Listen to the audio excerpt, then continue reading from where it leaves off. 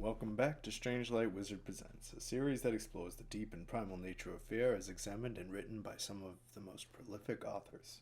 Today we'll be doing something a little bit different while I work on a much bigger project. 3 different poems, each one presenting their own unique flavor and taste of terror within. And I hope you enjoy. We begin these 3 tales with none other than the very first chapter of The Rime of the Ancient Mariner by Samuel Taylor Coleridge. It is an ancient mariner, he stoppeth one of 3. By thy long beard and glittering eye, now wherefore stopp'st thou me? The bridegroom's doors are opened wide, and I am next of kin. The guests are met, the feast is set, mayst hear the merry din. He holds him with his skinny hand. There was a ship, quoth he. Hold off, unhand me, greybeard loon. Eftsoons his hand dropped he. He holds him with his glittering eye. The wedding guest stood still, then listens like a 3 years child. The mariner hath his will. The wedding guest sat on a stone. He cannot choose but hear. And thus spake on that ancient man, the bright-eyed mariner.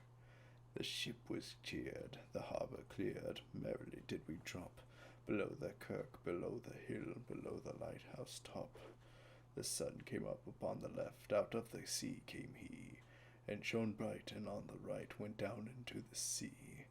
Higher and higher every day, till over the mast at noon. The wedding guest here beat his breast, for he heard the loud bassoon. The bride hath paced into the hall, red as a rose is she. Nodding their heads before her goes the merry minstrelsy. The wedding guest he beat his breast, yet he cannot choose but hear. And thus spoke on that ancient man, the bright-eyed mariner. And now the storm blast came, and he was tyrannous and strong. He struck with his o'ertaking wings, and chased us south along. With sloping masts and dipping prow, as who pursued with yell and blow, still treads the shadow of his foe, and forward bends his head. The ship drove fast, loud roared the blast, and southward aye we fled. And now there came both mist and snow, and it grew wondrous cold. Then ice and mast high came floating by, as green as emerald. And through the drifts the snowy cliffs did send a dismal sheen. Nor shapes of men nor beasts we ken, the ice was all in between. The ice was here, the ice was there, the ice was all around. It cracked and growled and roared and howled like noises in a swound. At length did cross an albatross, through fog it came. As if it had been a Christian soul, we hailed it in God's name. It ate the food it ne'er had ate, and round it flew. The ice did split with a thunder fit, the helmsman steered us through. And a good south wind sprung up behind, the albatross did follow, and every day for food or play came to the mariner's hollo. In mist or cloud, on mast or shroud, it perched for vespers 9, while all the night through fog smoke white glimmered the white moonshine. God save thee, ancient mariner, from the fiends that plague thee thus. Why look'st thou so? With my crossbow I shot the albatross. And that was chapter 1. If you find yourself invested in the tale of the Rime of the Ancient Mariner, I will be putting out other chapters on a weekly basis, and please stay tuned for that. For our next poem, we will be looking at Dead Man's Hate by Robert Ervin Howard, a tale of how hate can transcend the very limits of death. Enjoy. They hanged John Farrell in the dawn amid the marketplace. At dusk came Adam Brand to him and spat upon his face. Ho, neighbours all, spake Adam Brand, see ye John Farrell's fate. 'Tis proven here a hempen noose is stronger than man's hate.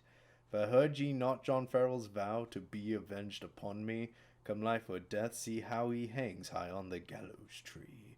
Yet never a word the people spoke in fear and wild surprise, for the grisly corpse raised up its head and stared with sightless eyes, and with strange motions, slow and stiff, pointed at Adam Brand, and clambered down the gibbet tree, the noose within its hand.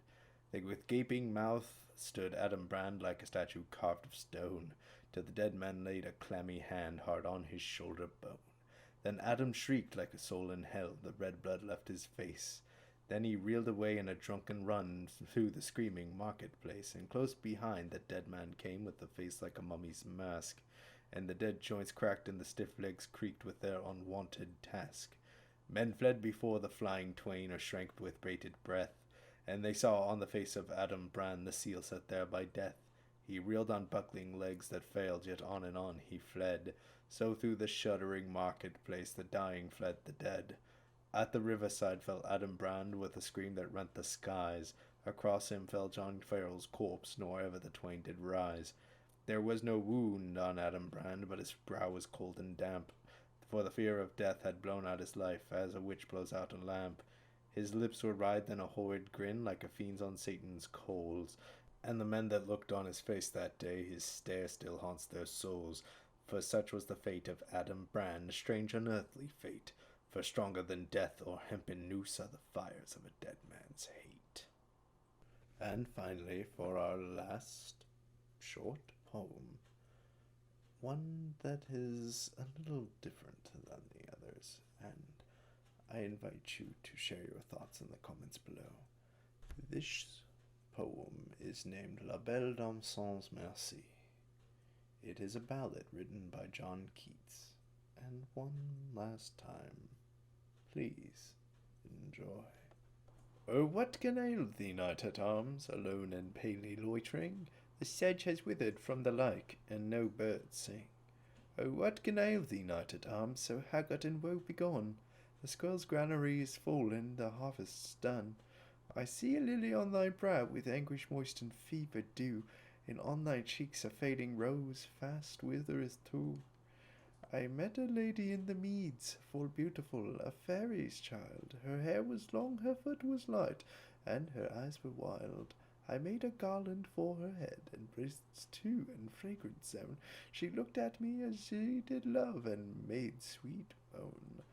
I set her on my pacing steed, and nothing else saw all day long. For a sidelong she would bend and sing a fairy song. She found me roots of relish sweet, and honey wild and manna dew, and sure in language strange she said, I love thee true. She took me to her elfin grot, and there she wept and sighed full sore, and there I shut her wild, wild eyes with kisses for. And there she lulled me asleep, and there I dreamed, all woe betide, the latest dream I ever dreamt on the cold hillside. I saw pale kings and princes too, pale warriors, death pale were they all. They cried, La Belle Dame Sans Merci, thee hath in thee thrall. I saw their starved lips in the gloam, with horrid warning gape it wide, and I awoke, and found me here on the cold hillside. And this is why I sojourn here, alone and palely loitering, though the sedge is withered from the lake, and no birds sing. And there we have it. 3 short poems. I hope you enjoyed this video, and as usual, if you liked what you heard, please comment down below, hit the subscribe and the notifications bell if you wish to see more from me when I upload. Thank you so very much for listening, and I hope to hear from you all soon.